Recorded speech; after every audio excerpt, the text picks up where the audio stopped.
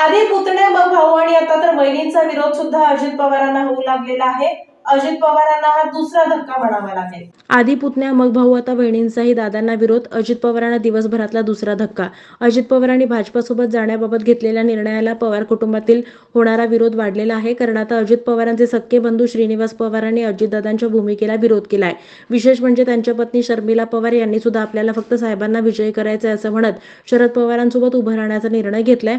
आधी अजित पवारांचे पुतणे युगेंद्र पवार यांनी दादांच्या विरोध भूमिका घेतली आणि आता श्रीनिवास पवार आणि त्यांच्या पत्नी शर्मिला पवार यांनी देखील अजित पवारांच्या भूमिकेला विरोध केलाय। बारामतीमधील काटेवाडी येथील गावकऱ्यांशी श्रीनिवास पवार शर्मिला पवार यांनी संवाद साधला। त्या म्हणाल्या, आपल्याला काही कठोर निर्णय घ्यावे लागतात। हा काळ संवेदनशील आणि दुःखदायक आहे। तुम्ही सर्वजण कुटुंबाचे भाग आहात, कुणाला विरोध करायचा नाही। कुटुंब म्हटलं की भांड्याला भांड लागतं, पण आपण आपल्या कुटुंबात असं कधी घडलेलं नाही। आपण त्यावर मात करतो तसा प्रयत्न करत आहे। आपल्या सगळ्यांच्या घरी वडीलधारी आहेत। आपली ओळख शरद पवार यांच्यामुळे आहे। त्यांचे विरोधक देखील साहेबांचं नाव घेतात असं शर्मिला पवार म्हणाल्या। साहेबांनी इतक्या वर्षात मात खाल्ली आहे का? वडीलधारी लोकांचा मान ठेवला पाहिजे। साहेबांनी आपल्यासाठी काय केलं पाहिजे हा प्रश्न विचारलं म्हणजे आई वडिलांनी माझ्यासाठी काय केलं असंच विचारल्यासारखं आहे। शेवटी कुटुंब वडीलधाऱ्या लोकांपासून सुरू होतं। साहेबांनी इतक्या वर्षात मात खाल्ली आहे का? आपण त्याला कारणीभूत होऊया का? आपण त्याला गालबोट लावायचं का? असा सवाल शर्मिला पवार यांनी उपस्थित केलाय। तसेच कुणाला यश मिळतं हा मुद्दा नाही, पण आपल्याला फक्त साहेबांना विजयी करायचंय असंही शर्मिला पवार म्हणाले आहेत। जमीन आपल्या नावावर केली म्हणून घराबाहेर काढायचं नाही। दरम्यान यावेळी बोलताना श्रीनिवास पवार म्हणाले, जमीन आपल्या नावावर केली म्हणून त्यांना घराबाहेर काढायचं नाही। ज्यांना कुणाला काही पदं मिळाली ती साहेबांमुळे। साहेबांना म्हणायचं कीर्तन करा, घरी बसा, हे काही मला पटत नाही। मी वेगळा माणूस आहे। माझ्या शाळेमधील मित्र मला न सांगता गेले, औषध विकत आणतो म्हणून त्याला एक्सपायरी डेट असते, तशी नात्यांची देखील एक्सपायरी डेट असते। वाईट वाटून घ्यायचं नाही, मला दबून जगायचं नाही। जगायचं आहे तर स्वाभिमानानं। जे लाभार्थी आहेत त्यांच्या मागे जायचं मला वाटत नाही असंही श्रीनिवास पवार बोलताना म्हणाले। म्हणजे तुम्हाला आश्चर्य वाटलं असेल की दादांची विरोधात कसं काही, कारण मी नेहमी दादांच्या बरोबर राहिलो। चांगला काळ असेल, वाईट काळ असेल, जे काही त्यांनी निर्णय घेतले त्याला मी नेहमी साथ दिली। कुठल्या एरियामध्ये मी कधी कर भाऊ म्हणून तो म्हणून तसे मी उडी मारली। कधी विचारलं नाही की असं काय करायला पाहिजे का। मला वाटलं बऱ्यापैकी लोक मला ओळखतात, मी इथंच लहानाचं मोठं झालोय। पण जेव्हा आमची चर्चा झाली तर माझं असं दादांना म्हणणं होतं की आपण आमदारकीला तू आहेस तर खासदारकी तरी आपण साहेबांच्या दिली पाहिजे। कारण साहेबांचे जे काय आपल्यावर उपकार आहेत, तर गावकरी म्हणून तुम्हाला सगळ्यांना माहिती आहे की आमच्यावर पण साहेबांचे किती उपकार आहेत। आणि साहेबांचं वय आता 83 झाल्यामुळं त्यांना सोडणं हे मला पटलं नाही। कारण माझे काही मित्र पण म्हणाले की आता इथून पुढची दादांची वर्ष आहेत, साहेबांची काही नाही। तो विचारच मला अतिशय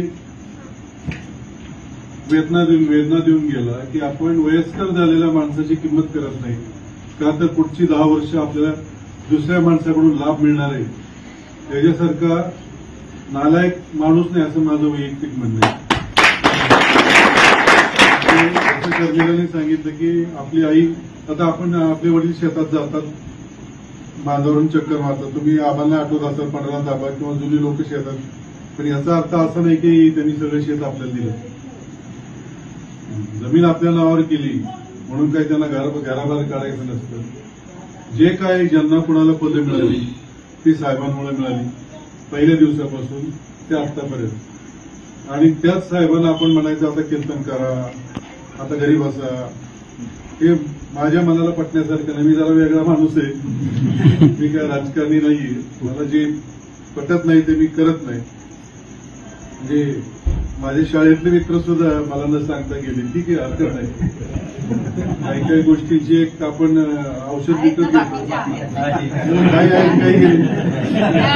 खरंच मनापासून कौतुक आहे। आपण बघा औषध सुद्धा विकत आणतो, त्याच्यावर एक्सपायरी डेट असते, त्याची काही नात्यांची पण एक्सपायरी डेट असते।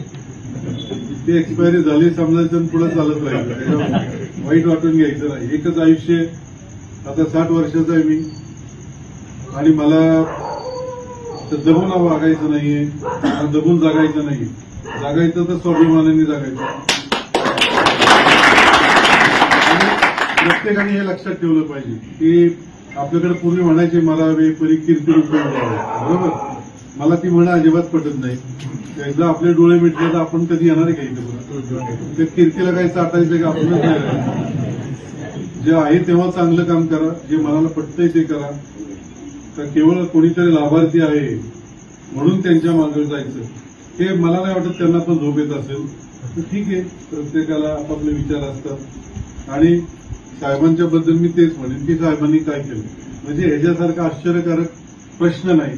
ज्या साहेबांनी आपल्याला 4 वेळा उपमुख्यमंत्री केलं, 25 वर्ष मंत्री केलं, तरी सुद्धा म्हणायचं काकांनी माझ्यासाठी काय केलं. असं काका मला मिळालं असतं तर मी पण खुश झालो. असा त्रास देणारी व्यक्ती जर आपल्या आयुष्यात आले तरी कुणाला नकोय. मला इथली एक माणूस दाखवायची म्हणून नाही मला त्रास दिलेला चालला असता. एवढे वर्ष तुम्हाला समजलं नाही का ही सगळी चाल कोणाची? जसं त्यांनी सांगितलं की ही बीजेपीची चाल आहे. ही वस्तुस्थिती आहे ती आरएसएसची तेव्हापासूनची चाल होती की त्यांना शरद पवार हे नाव संपवायचं होतं.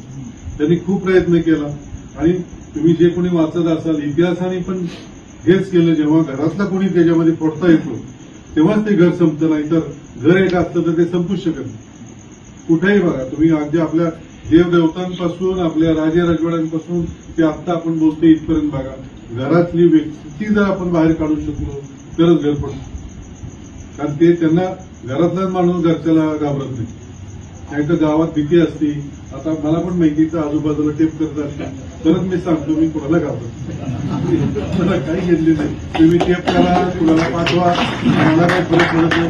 हे काही कुणाकडे लाभार्थी म्हणून जाणार नाही. काही लोक चोरून ऐकत असतील आणि त्यांना पण माझा स्वभाव चांगला माहिती आहे. मी इथून पुढे बोलणार आहे आणि मनमोक्त बोलणार आहे. मी काय कुणाला मला हे अतिशय पटले नाही. साहेबांना एकुलती एक मुलगी आहे आणि त्यांना काय वाटत असेल ह्या वयात 10 वर्ष साहेब जरा जुने असू द्या त्यांना सगळ्यांना काय केलं असेल तुम्हाला पण नाही. वय वाढले म्हणून वयस्कर माणसाला तुम्ही कमजोर समजू नका. आणि विशेष करून मी फिरतोय ना, आता आम्ही फिरतोय तर तरुण, मला आश्चर्य वाटतं की मधली जी आहे ना आमची पिढी हीच जरा लाभार्थी झाली. तरुण पोरं जी आहेत ना ती म्हणतात आम्ही बघून घेऊ काय करायचं. दुर्दैव म्हणजे माझं दुर्दैव की माझ्या वयाची माणसं जरा लांबचा विचार करणारी. तरुण पुढे म्हणतात बघू पुढचं पुढे आमच्या जिद्द आहे आम्ही आमचं करू. आणि वयस्कर माणसांना माहिती साहेबांनी काय केले त्यामुळे त्यांना सांगायची गरज नाही.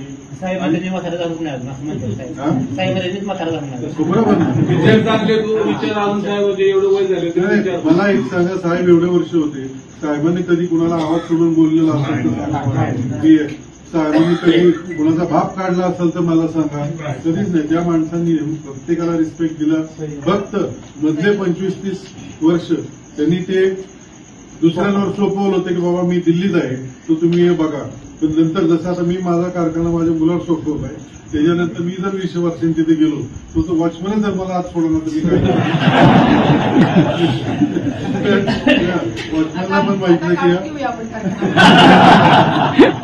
की असं घडलेलं आहे. आता तुम्हाला मोठा उद्योगपती जर सांगतो तो रेमंडवाला सिंगानी आहे, त्यांनी पोराला प्रेमाने सगळे कंपनीचे शेअर दिले, पोराने बापाला बाहेर काढलं आणि बाप आता बिचारा घरभरत फिरतोय.